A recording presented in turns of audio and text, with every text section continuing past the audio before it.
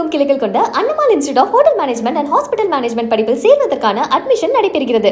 பொங்கல் வேட்டி சேலை திட்டத்தை முடக்கி நெசவாளர்களை கண்ணீரில் ஆழ்த்துவதா என தாவேக அரசுக்கு பாஜக மாநில தலைவர் நயினார் நாகேந்திரன் கண்டனம் தெரிவித்துள்ளார்.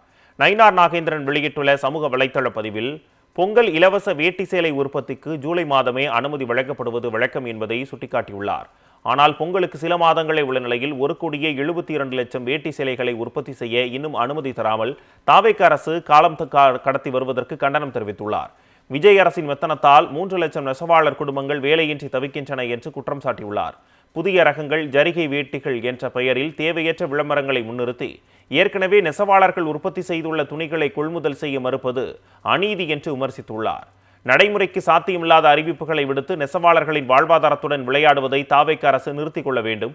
உடனடியாக நூல் கொள்முதலை முடித்து உற்பத்தி ஆணையை வழங்கி 3 லட்சம் குடும்பங்களின் பொங்கல் பண்டிகையை சிதைக்காமல் போர்க்கால அடிப்படையில் நடவடிக்கை எடுக்க வேண்டும் என்றும் நயினார் நாகேந்திரன் வலியுறுத்தியுள்ளார்.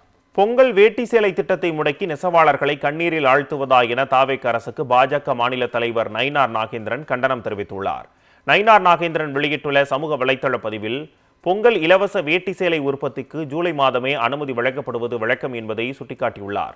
ஆனால் பொங்கலுக்கு சில மாதங்களே உள்ள நிலையில் 1,72,00,000 வேட்டி சேலைகளை உற்பத்தி செய்ய இன்னும் அனுமதி தராமல் தாவேக அரசு காலம் கடத்தி வருவதற்கு கண்டனம் தெரிவித்துள்ளார். விஜய் அரசின் மெத்தனத்தால் 3 லட்சம் நெசவாளர் குடும்பங்கள் வேலையின்றி தவிக்கின்றன என்று குற்றம் சாட்டியுள்ளார். புதிய ரகங்கள் ஜரிகை வேட்டிகள் என்ற பெயரில் தேவையற்ற விளம்பரங்களை முன்னிறுத்தி ஏற்கனவே நெசவாளர்கள் உற்பத்தி செய்துள்ள துணிகளை கொள்முதல் செய்ய மறுப்பது அநீதி என்று விமர்சித்துள்ளார். நடைமுறைக்கு சாத்தியமில்லாத அறிவிப்புகளை விடுத்து நெசவாளர்களின் வாழ்வாதாரத்துடன் விளையாடுவதை தாவேக அரசு நிறுத்திக் கொள்ள வேண்டும்.